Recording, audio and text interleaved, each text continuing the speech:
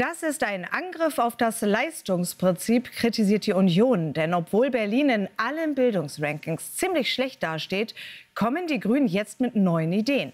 Sie wollen die Hausaufgaben abschaffen und das Sitzenbleiben gleich mit dazu.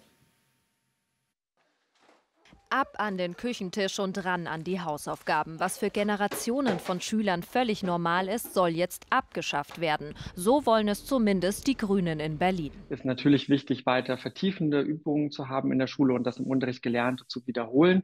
Wir wollen aber, dass das nicht mehr zu Hause stattfindet, sondern vor allen Dingen in der Schule. Dann bietet sich das auf jeden Fall an, das in der Schule zu machen. Dann hängt es auch weniger vom Elternhaus ab, ob ich dabei Unterstützung bekomme oder nicht. Engagierte Eltern aus bürgerlichen Haushalten sollen also künftig ihrem Nachwuchs nicht mehr auf die Sprünge helfen. Und nicht nur die Hausaufgaben sollen weg. Die Berliner Grünen wollen auch noch das Sitzenbleiben abschaffen. Beide Ideen seien ein Angriff auf das Leistungsprinzip, kritisiert die Union. Vor allen Dingen geht es zu Lasten der Kinder. Ich bin der Auffassung, dass die Schule einen auf das Leben vorbereiten muss.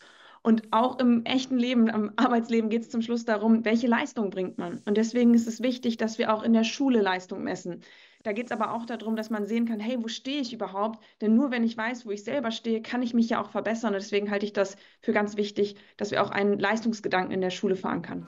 Das einzige Bundesland in Deutschland, in dem das Sitzenbleiben im Gymnasium abgeschafft wurde, ist Bremen. Bremen ist auch das einzige Bundesland, das in allen Bildungsrankings sogar noch hinter Berlin steht. Hausaufgaben gibt es aber selbst dort noch.